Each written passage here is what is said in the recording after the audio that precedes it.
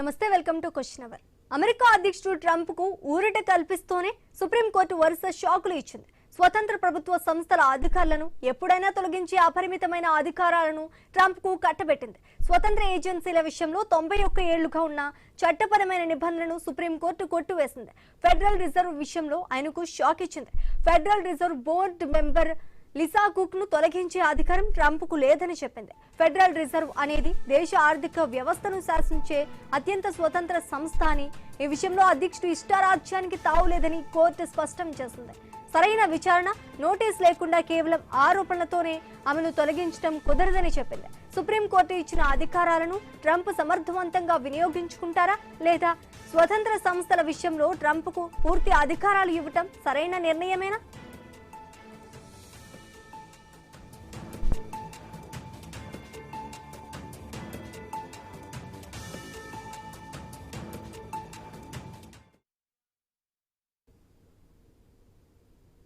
ఇక ఇదే టాపిక్ పై పూర్తి డిస్కషన్ మా కొలీగ్ వంశీ అందిస్తారు. వంశీ. Good evening Sreeja. మీరు చెప్తున్నట్టుగా ట్రంప్ కు ఒక రకంగా పర్మిషన్ ఇస్తూనే కొన్ని ఆంక్షలు విధించింది అక్కడి సుప్రీం. సో ఇప్పుడు ఏం చేయాలి అన్నది ట్రంప్ కు అర్థం కాని పరిస్థితే. స్వతంత్ర దర్యాప్తు సంస్థలకు సంబంధించి కొన్ని అధికారాలను ఇచ్చినా విచారణ జరిపిన తర్వాతే ఒక నిర్ణయం తీసుకోవాలనేది మాత్రం మొదటి నుంచి కూడా సుప్రీం చెప్తూనే ఉంది. చాలాసార్లు కోర్టు నుంచి ముట్టుకాయలు ఎదుర్కొంటున్న ట్రంప్ కు ఇది ఒక ఉపశమనంగా కూడా చెప్పొచ్చు. కానీ పూర్తి అధికారాలు మాత్రం ట్రంప్కి ఇవ్వలేదు. ట్రంప్ ఇప్పుడు ఏం చేయబోతున్నారనేది మాత్రం సర్వత్రా చర్చనీయాంశమైంది. ఇప్పుడు అంటే చాలాసార్లు ట్రంప్ అధికార బాధ్యతలు చేపట్టినప్పటి నుంచి కూడా సుప్రీం నుంచి కానీ కోర్టుల నుంచి కానీ నిరసన వ్యక్తమైంది. ఆయన ఎప్పుడు కూడా నిరసన వ్యక్తం చేసేవారు. ఆయనకు అనుకూలంగా ఎప్పుడు కూడా తీర్పులు వచ్చేవి కావు. న్యాయమూర్తులను అదేవిధంగా సుప్రీం సంబంధించి అంటే న్యాయస్థానాలను కూడా ట్రంప్ తప్పుపట్టిన సందర్భాలు ఉన్నాయి. మొదటిసారిగా ట్రంప్కు కాస్త ఊరటనిస్తూనే నువ్వేమీ సుప్రీం కాదంటూ కూడా కోర్టు తేల్చి చెప్పడం అనేది ఒక రకంగా అనేక పరిణామాలకైతే తెరతీస్తుంది. సో ట్రంప్ ఏ విధంగా ఈ అంశాలపై ముందుకు వెళ్ళబోతున్నారు అంటే ఒక అవకాశం దొరికినప్పుడు ఖచ్చితంగా అవకాశాన్ని వినియోగించుకోవడంలో ట్రంప్ ఎప్పుడు కూడా ముందుంటారు. కానీ ఈసారి ఏం చేయబోతున్నారు అన్నదే ఒక అంశం. ఇక స్వతంత్ర ఏజెన్సీల విషయంలో 91 ఏళ్లుగా ఉన్న నిబంధనలను ఇప్పుడు సుప్రీం సడలించింది. ఈ సడలించడం అనేది ట్రంప్కు నిజంగా ఊరటనివ్వబోతుందా? పూర్తిగా ట్రంప్ ఈ అంశాలన్నింటినీ కూడా యూజ్ చేసుకోబోతున్నారా? సో ఏ విధమైన పరిణామాలు జరగబోతున్నాయి ఏంటి అనేది అయితే ఒక రకంగా అమెరికాలోనే కాదు ప్రపంచవ్యాప్తంగా కూడా పెద్ద ఎత్తున చర్చకు దారితీస్తున్న పరిస్థితులు అయితే కనిపిస్తున్నాయి. సుప్రీంకోర్టు ఎన్నో వరుస షాకులు ఇచ్చింది ట్రంప్కు. కానీ మొదటిసారి కాస్త ఊరటనిచ్చే అంశాలు అయితే కనిపిస్తున్నాయి. ఇక ఇందులో మనం ముఖ్యంగా మాట్లాడుకోవాల్సి ఉంటే ఇందాక మనం మాట్లాడుకున్నట్టుగా 91 ఏళ్లుగా ఉన్న స్వతంత్ర ఏజెన్సీలకు సంబంధించి అందులో కొన్ని నిబంధనలను మార్చే ప్రయత్నం చేసింది. సో ఇదే అంశానికి సంబంధించి మాట్లాడదాం. ఈ అంశానికి సంబంధించి మనతో మాట్లాడేందుకు మన్నెం కోటేశ్వరరావు గారు, ప్రముఖ రాజకీయ విశ్లేషకులు. మన్నెం కోటేశ్వర గారు నమస్కారం. నమస్తే. సో ఏంటి ట్రంప్కి మొదటిసారిగా కోర్టుల నుంచి కాస్త ఊరటనిచ్చే అంశాలు కనిపిస్తున్నాయి. ఈ అంశాలను ఎలా చూడొచ్చు అంటారు? ఏంటి ఏం జరగబోతుంది అమెరికాలో మొత్తంగా? ఈరోజు ట్రంప్ ఉన్నటువంటి పరిస్థితుల్లో సుప్రీంకోర్టు ఊరటనిచ్చేటువంటి విధంగా నిబంధనలు సడలిస్తూ తీర్పు ఇచ్చినప్పటికీ వాటిని వినియోగించుకోగలిగినటువంటి స్థితిలో ట్రంప్ ఉన్నాడా అంటే లేరు అన్నది నా అభిప్రాయం. ఎందుకు అంటే ట్రంప్కి ఇప్పటికే కొన్ని అధికారాలు ఉన్నాయి. వాటిని వినియోగించి ఇరాన్తో తలెత్తినటువంటి సమస్యలో కొంతమంది అధికారులని, కొన్ని సంస్థలకు చెందినటువంటి వాళ్ళని ఏకపక్షంగా నిరంకుశంగా తొలగించినటువంటి ఉదంతాల మీద తీవ్రమైనటువంటి నిరసనలు వెల్లడయ్యాయి. రెండోది, ట్రంప్ యంత్రాంగంలో ఉన్నటువంటి లుకలుకల్ని ఇటువంటి చర్యల కారణంగా కొంతమంది బయట పెడుతున్నారు అనేటువంటిది కూడా గతంలో వచ్చినటువంటి వార్తలు. అందువలన ఇష్టారీతిన ట్రంప్ కి అధికారాలు ఇస్తే అది నిరంకుశత్వానికి దారి తీసేటువంటి అవకాశం కూడా ఉంది కనుక అమెరికా సమాజం దాన్ని ఆమోదిస్తుందా అన్నది కూడా ఒక ప్రశ్న. అందువలన దీనిలో మంచి చెడులు రెండు ఉన్నాయి. ఎక్కువగా చెడుకు ఉపయోగించేటువంటి అవకాశాన్ని మనం కనుక చూసేట్లయితే అది డొనాల్డ్ ట్రంప్కే కాదు, భవిష్యత్తులో వచ్చేటువంటి అధ్యక్షులకు కూడా ముందరి కాళ్ళకు బంధాలు వేసేటువంటి అవకాశాలు కూడా ఉన్నాయనేది.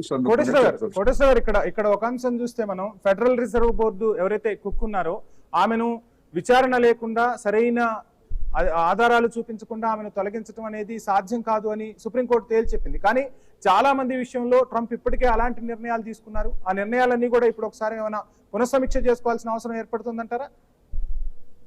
సహజంగానే ఎవరైనా కోర్టులో ఇటువంటి ఇప్పుడు ఈ తీర్పు నేపథ్యంలో సవాల్ చేసేటువంటి అవకాశం కూడా ఉంది. అయితే మళ్ళా తిరిగి వాళ్ళు ఆ పదవులను పొందుతారా లేదా అనేటువంటిది మనం చెప్పలేము. కానీ ట్రంప్ ని రాజకీయంగా ఇబ్బంది పెట్టేటువంటి అవకాశాలు అయితే మాత్రం స్పష్టంగా ఉన్నాయనేది కూడా చెప్పొచ్చు. అందుకని అమెరికాలో పార్లమెంట్ అయినా లేదా న్యాయ వ్యవస్థ అయినా కానీ అక్కడి పాలక వర్గానికి అనుకూలమైనటువంటి రీతిలోనే వ్యవహరిస్తాయి. గతంలో వ్యవహరించాయి, ఇప్పుడు అదే వ్యవహరిస్తున్నాయి, భవిష్యత్తులో కూడా అదే విధంగా ఉంటాయి. అది ఏ దేశంలో అయినా పాలక వర్గాల కన్సర్న్లోనే న్యాయ అధికార వ్యవస్థలు కూడా ఉంటాయి, శాసన వ్యవస్థలు కూడా ఉంటాయి అనేది ఒక సాధారణమైనటువంటి సూత్రం. అది అమెరికాకి మినహాయింపు ఏమీ కాదు. అమెరికాలో దాని ప్రభావం ఇంకా ఎక్కువగా ఉంటుందని కూడా మనం చెప్పుకోవచ్చు. అందుకని ఇప్పుడు ట్రంప్ కి ఇప్పుడు అదనంగా ఏమి అధికారాలు కావాల్సి వస్తుంది అనేటువంటి సమస్య. ఎందుకు అంటే ఒకవైపు పార్లమెంటు ఉభయ సభలు కూడా ట్రంప్ ఉన్నటువంటి యుద్ధ అధికారాలను కోతబెడుతూ తీర్మానాలు చేశాయి. మరి ఇప్పుడు సుప్రీంకోర్టు ఇచ్చినటువంటి తీర్పు అలాంటి కోతబెట్టినటువంటి పార్లమెంట్ అధికారులను కానివ్వండి, లేకపోయేట్లయితే రక్షణ శాఖ అధికారులను కానివ్వండి, ఇష్టం వచ్చినట్టుగా తొలగించే అధికారం ట్రంప్కు ఉంటుందా?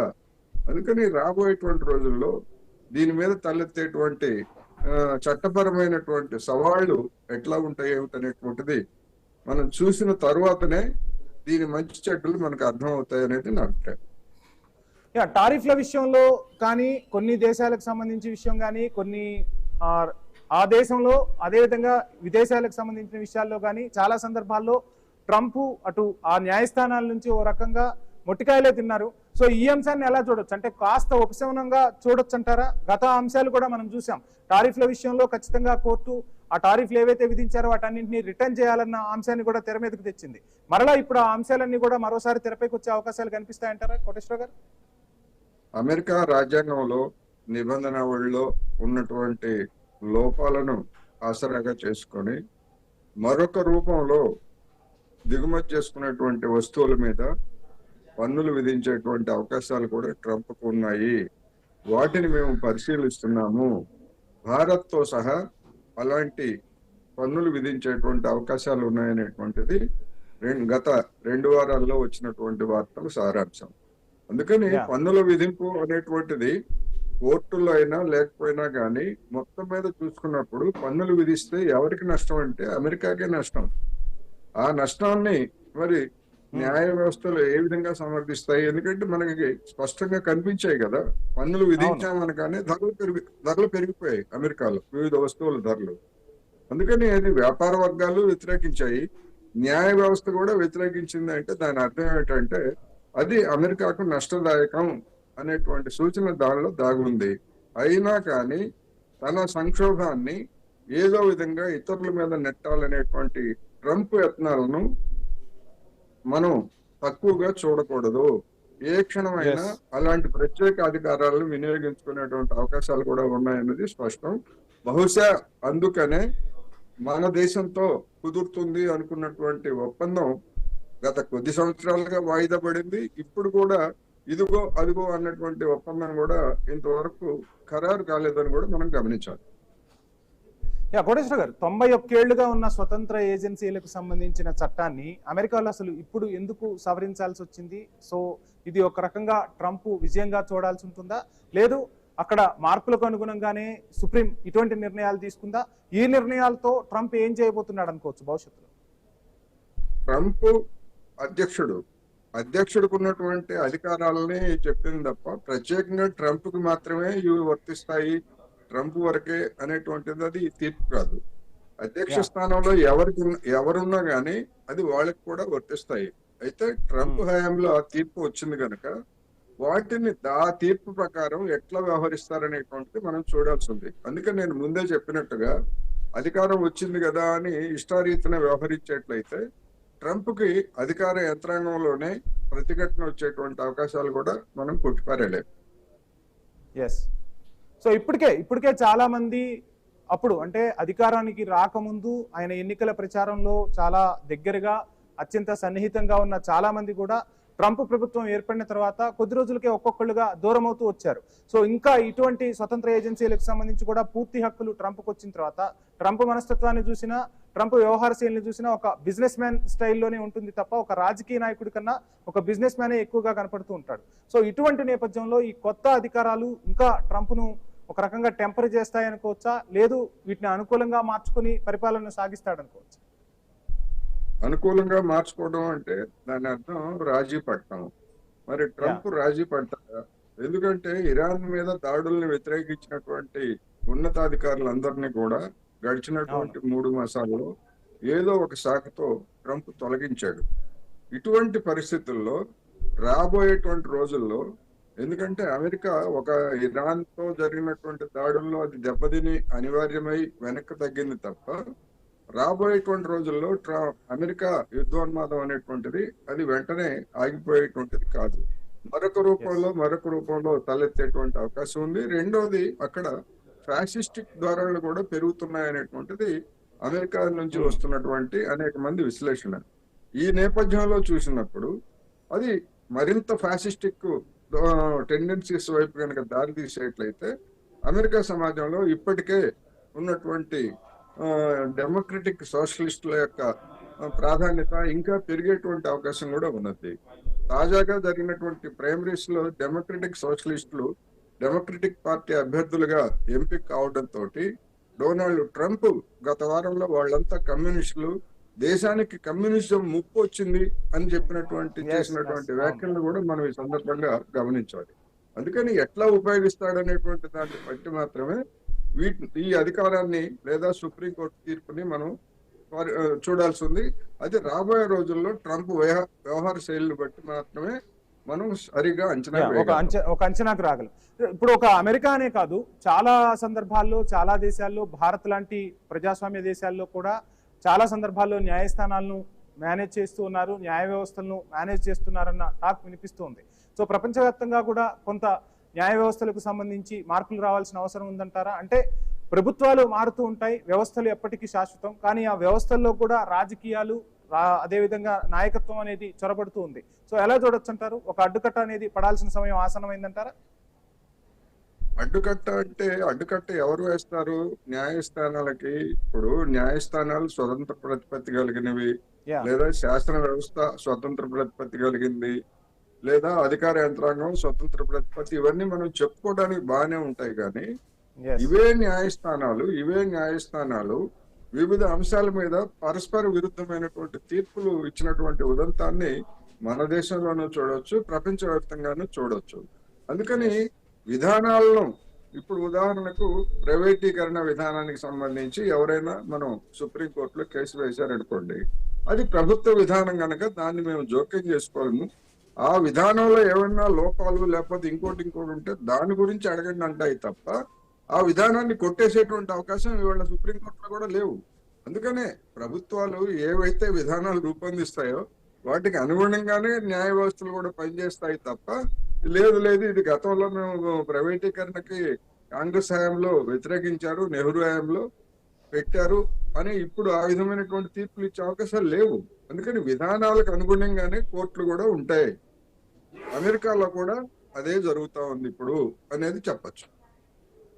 కోటేశ్వర గారు, ఇంకొక అంశం చూస్తే ఒకవైపు ఇరాన్ కి సంబంధించి శాంతి చర్చలు అంటున్నాడు, మరోవైపు దాడులు జరుగుతున్నా యుద్ధం నుంచి ఏ విధంగానైనా ట్రంప్ బయటపడాలనే చూస్తున్నాడు. అదొక అడ్డంకి ఉండే నిన్నటి వరకు. ఇంకోటి, త్వరలోనే ట్రంప్ అక్కడ ఎన్నికలు ఎదుర్కోబోతున్నాడు. ఆ ఎన్నికల్లో ఒకవేళ మెజార్టీ కోల్పోతే కొన్ని కీలక బిల్లులకు సంబంధించి ఇబ్బందులు ఎదురయ్యే అవకాశం ఉంటుంది. ఈ నేపథ్యంలో ఇప్పుడు సుప్రీం నుంచి వచ్చిన ఈ ఉపశమనం ట్రంప్ కి పాలనా పరంగా ఏమైనా ఉపయోగపడుతుంది అనుకోవచ్చా? ఇప్పుడు ఈ తీర్పు తోటి అమెరికా పౌరుల్లో మార్పు వచ్చి ట్రంప్ కు అనుకూలంగా లేదా రిపబ్లికన్ పార్టీకి అనుకూలంగా ఓటు చేస్తారని నేనైతే అనుకోవట్లేదు. ఎందుకంటే వీటిని, ఈ అధికారాన్ని ఎట్లా వినియోగిస్తాడనేటువంటిది మనం ఎట్లాగైతే ఇంకా పరిశీలించాలని చెప్పేసి చెప్పుకుంటున్నాము. అమెరికాలో ఉన్నటువంటి సాధారణ పౌరులు కానీ అక్కడ ఉన్నటువంటి మేధావర్గం కూడా అదే వైఖరితో కొంతకాలం వేచి చూస్తుంది. నవంబర్ 3వ తారీఖున ఎన్నికలు అక్కడ విధిగా జరుగుతాయి. ఇంకా 5 నెలలు కూడా లేవు అనేటువంటిది మనకు తెలిసిందే. అందుకని Yes. ఈ 5 నెలల్లో ఈ ఈ తీర్పుతోటి ఏదో మళ్ళా ప్రజల మనసుని చూరగొని ఇప్పుడున్నటువంటి అభిప్రాయాన్ని మార్చేటువంటి అవకాశం ట్రంప్ ఉందనేది నేనైతే అనుకోవట్లేదు. ఎందుకంటే ఈ ఒప్పందం విషయంలోనే ఇప్పటికే కూరుకుపోయాడు. అవి పైకి ఏలుకోనేంతగా ఊబిలోకి కూరుకుపోయాడు ట్రంప్. అందుకనే ఆ కూరుకుపోయినటువంటి దానికి అనుగుణంగానే పూర్తి ఒప్పందం కనుక కుదుర్చుకుంటే ఇరాన్కి ఇంకా లొంగిపోయాడు అనేటువంటిది మరింత స్పష్టంగా కనిపిస్తుంది కనుక దీన్ని ఏదో ఒక పేరుతో వాయిదా వేస్తున్నాడు. ఒప్పందం జరగకుండా నా అభిప్రాయం ప్రకారం అయితే నవంబర్ 3 వరకు కూడా ఇదే పద్ధతుల్లో అవసరమైతే 2 రోజులు దాడులు చేస్తారు, మళ్ళీ మానుకుంటారు, మళ్ళా చర్చలు అంటారు. ఇదే విధంగా పొడిగించేటువంటి ధోరణి అయితే కనిపిస్తా ఉంది. అంటే అంటే కోటేశ్వర గారు ఇక్కడ ఇద్దరిని చూడాలి. అటు బెంజమిన్ నెతన్యాహు కూడా ఎన్నికలు ఎదుర్కోబోతున్నాడు, ఇటు ట్రంప్ కూడా ఎన్నికలు ఎదుర్కోబోతున్నారు. ఇద్దరి ఎన్నికలకు కూడా ఈ యుద్ధం అనేది కీలక అంశమైంది కాబట్టి మీరు అన్నట్టుగా ఇటు కంటిన్యూ చేస్తూనే శాంతి చర్చలు అనే అంశాన్ని తెరపైకి తీసుకొస్తూ ఆ ఎన్నికల గండాన్ని గట్టెక్కే ప్రయత్నం చేస్తారనుకోవచ్చా ఇద్దరు నేతలు?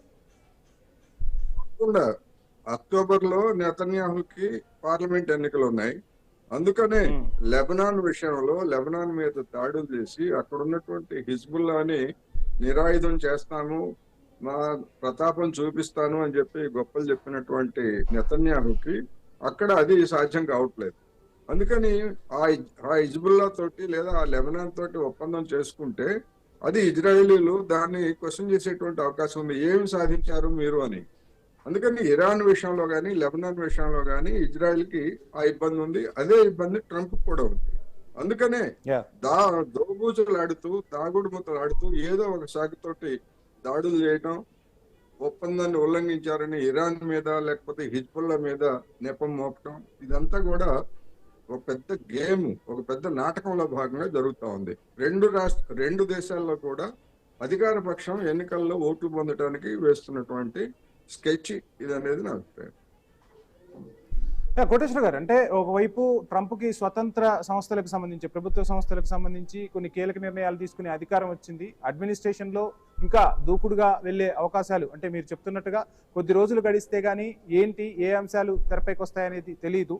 కానీ ఒక రకంగా ప్రతిదీ కూడా ట్రంప్ మనం చూస్తుంటాం, ఈ రోజు మాట్లాడిన మాట రేపు ఉండట్లేదు, రకరకాల సందర్భాల్లో యూటర్న్ తీసుకుంటున్న పరిస్థితి కనిపిస్తూ ఉంది. సో పాలనలో ట్రంప్ ఒక రకంగా పూర్తిగా ఈసారి అంటే రెండోసారి అధికారం చేపట్టిన తర్వాత పూర్తి పట్టును సాధించలేకపోవడానికి అసలు కారణాలు ఏమనుకోవచ్చు? పూర్తి పట్టును సాధించలేకపోవడానికి ఏ అధ్యక్షుడికైనా అమెరికా చరిత్రను చూసినప్పుడు అమెరికాలో తలెత్తినటువంటి ప్రతి 10 ఏళ్లకు ఒకసారి అమెరికా క్యాపిటలిజంలో తలెత్తుతున్నటువంటి సంక్షోభాలు ఆ ప్రతి అధ్యక్షుడిని కూడా ఇబ్బందులు పెడుతున్నాయి. ఆ సంక్షోభాలని తప్పించుకోవడానికి ఇతర దేశాల మీద దాడులు చేయడం కావచ్చు, లేదా స్వదేశంలో ఉన్నటువంటి కార్మిక వర్గానికి అందించాల్సినటువంటి సంక్షేమ పథకాలలో కోత పెట్టడం, ఇట్లాంటి రూపంలో తీసుకుంటున్నటువంటి చర్యలతోటి ఇవాళ అమెరికా ఆర్థిక వ్యవస్థ అభివృద్ధి రేటు ఏ విధంగా ఉందో మనం చూస్తున్నాం. అందుకని ఈ దివాళా కోరు ఈ ప్రజా వ్యతిరేకమైనటువంటి విధానాలని అనుసరించినంత కాలం అమెరికా ఆర్థిక వ్యవస్థ పుంజుకునేటువంటి అవకాశం లేదు. రెండోది, అమెరికా ఆర్థిక వ్యవస్థకు ఉన్నటువంటి ఒక బలం ఏమిటంటే డాలర్ రేటు తగ్గితే అమెరికా వస్తువులు ప్రపంచంలో కొనుగోలు చేసేటువంటి వాళ్ళకి ధరలు తగ్గుతాయి. కానీ డాలర్ రేటు కనుక తగ్గితే ప్రపంచాధిపత్యం అమెరికా కోల్పోతుందనేటువంటి ఉద్దేశంతో డాలర్ రేటును తగ్గించకుండా అమెరికా ప్రయత్నిస్తూ ఉంది. ఇదొక వైరుధ్యం. అందుకనే బలవంతంగా ఇతర దేశాల నుంచి దిగుమతి చేసుకునేటువంటి వస్తువుల మీద పన్నులు వేయడం అనేటువంటిది కూడా దానిలో భాగమే. అందుకని ఈ వైరుధ్యాన్ని అమెరికాలో ఉన్నటువంటి పాలకవర్గం, అంటే అక్కడ ఉన్నటువంటి కార్పొరేట్ శక్తులు ఎట్లా పరిష్కరించాలో తేల్చుకోలేక ఈ విధమైనటువంటి అనేక పక్కదారులు చూస్తున్నాయి అనేది కూడా మనం గమనించాలి. ఇది ఒక సంక్షోభమే ఒక విధంగా చెప్పాలంటే. రాబోయేటువంటి రోజుల్లో మరిన్ని సంక్షోభాలు తలెత్తేటువంటి అవకాశం ఉందని కూడా అనేక మంది ఆర్థికవేత్తలు హెచ్చరించారు. అందుకని డొనాల్డ్ ట్రంప్ కాదు, ఎవరు అధికారంలో ఉన్నా కానీ ఇప్పుడే డొనాల్డ్ ట్రంప్ ఆ నేపథ్యంలోనే మరొకసారి అమెరికాను అగ్రస్థానంలో నిలుపుతాను అని పిలుపిచ్చాడంటే దాని అర్థం ఏమిటంటే అమెరికా ప్రతిష్ట ఆర్థికంగాను రాజకీయంగాను కూడా దిగజారుతా ఉంది అనేటువంటి దాన్ని పరోక్షంగా అంగీకరించడం అది. యా కోటేశ్వర గారు, కొన్ని అంశాలు చూస్తే ఫెడరల్ రిజర్వ్ అనేది ఆ దేశ ఆర్థిక వ్యవస్థకు సంబంధించి ఒక రకమైన చాలా కీలకం. అటువంటి శాఖలో అధికారులను తొలగించడం అనేది ట్రంప్కు దేశ ఆర్థిక వ్యవస్థకు సంబంధించిన అనేక కీలక విషయాలు తీసుకుంటూ ఉంటారు. అది ఒక స్వతంత్ర సంస్థ. ఆ సంస్థకు సంబంధించిన ఎంప్లాయీస్ని ఇష్టారాజ్యంగా తొలగించే అధికారం అనేది లేదు అని తేల్చి చెప్పింది. సో ఎందుకు అంటే దేశ ఆర్థిక వ్యవస్థకు ఒక రకంగా అవన్నీ కూడా ఊతమవుతూ ఉంటాయి. అవన్నీ పక్కన పెట్టేసి ట్రంప్ ఎందుకు అంత తేలిగ్గా వాళ్ళను తొలగించే ప్రయత్నం చేశాడు? ఇక్కడ మనం ఉద్యోగులు అన్నారు, ఉద్యోగులు కాదు, విధానం నిర్ణయం చేసేటువంటి ఉన్నతాధికారులు. సాధారణ ఉద్యోగులను తొలగించడం దానివల్ల ఏం ఉపయోగం లేదు, మళ్ళీ వాళ్ళు కాబట్టి వాళ్ళు పెట్టుకుంటారు. ఇక్కడ సమస్య ఏంటంటే ఇప్పుడు అమెరికా ఫెడరల్ నిర్ణయించేటువంటి వడ్డీ రేట్లు అనేటువంటివి అక్కడ వడ్డీ రేట్లు కనుక ఎక్కువగా ఉండేట్లయితే మనలాంటి దేశాల నుంచి మనలాంటి స్టాక్ మార్కెట్ లో పెట్టుబడులు పెట్టినటువంటి వాళ్ళందరూ కూడా వెనక్కి తీసుకొని అమెరికాలో వడ్డీ రేట్లు ఎక్కువగా ఉన్నాయి కనుక అక్కడ పెట్టుబడి పెట్టడమే లబ్ధి అనేటువంటి దాంతో మనం లక్షల కోట్లు మన మార్కెట్ నుంచి తీసుకెళ్ళటం మనం చూసాం కదా. అక్కడ ఇంకొక సమస్య ఏంటి, ఇంకొక వైరుధ్యం ఏంటి, వడ్డీ రేట్లు ఎక్కువ ఉంటే మరి అక్కడ పెట్టుబడులు పెట్టేటువంటి పారిశ్రామికవేత్తలకు కానీ వాణిజ్యవేత్తలకు కానీ అది భారం అవుతుంది. అందుకని వడ్డీ రేట్లు తక్కువ ఉండాలని చెప్పేసి వాళ్ళు కోరుతారు. వాళ్ళు ఎందుకు తక్కువ ఉండాలని కోరుతారు? అమెరికా వస్తువులు సేవలు బయట దేశాల్లో చౌకగా ఉండాలంటే అక్కడ ఉత్పాదక ఖర్చు తగ్గాలి. అందుకని ఈ పరస్పర వైరుధ్యమైనటువంటి అంశాలు అమెరికాలో మనకి కనిపిస్తున్నాయి. ఈ వైరుధ్యాలు కొన్ని సందర్భాల్లో మనలాంటి దేశాలను కూడా ఇబ్బందులు పెడుతున్నాయని కూడా మనం గమనించవచ్చు. Right sir, thank you sir, thank you so much. మొత్తంగా అటు సుప్రీం ఇచ్చిన ఆదేశాలు ట్రంప్కు ఓ రకంగా ఉత్సాహాన్ని ఇస్తూనే మరోవైపు ఆయన ఆశలపై నీళ్లు చల్లిన పరిస్థితి అయితే కనిపిస్తుంది. ఒక కోటేశ్వరరావు గారు చెప్తున్నట్టుగా, అదేవిధంగా నిపుణులు చెప్తూ ఉన్నట్టుగా ఇప్పుడు వచ్చిన అధికారాలతో ట్రంప్ ఏం చేయబోతున్నాడు అనేది కొద్ది రోజులు గడిస్తే కానీ ఒక క్లారిటీ వచ్చే విషయాలైతే స్పష్టంగా తెలియట్లేదు. సో ఫెడరల్ రిజర్వ్కు సంబంధించి కొన్ని కీలక ఆదేశాలు అయితే అటు సుప్రీం జారీ చేసింది. సో విచారణ లేకుండా అధికారులను తొలగించే హక్కు అధ్యక్షుడికి లేదని తేల్చి చెప్పింది. రకరకాల అంశాలు తెరపైకి వచ్చాయి. ఈ అంశాలన్నింటి నుంచి ట్రంప్ ఏ విధంగా వచ్చిన అధికారాలతో ఏ విధమైన పాలనను అందించబోతున్నారు, ఏ విధమైన సంస్కరణలను తీసుకురాబోతున్నారు, ఏ విధంగా ఈ అవకాశాలను తనకు అనుకూలంగా మలుచుకోబోతున్నారు అనేది మాత్రం వేచి చూడాల్సిందే. ఇది వాళ్ళ క్వశ్చన్ అవర్. Stay tuned.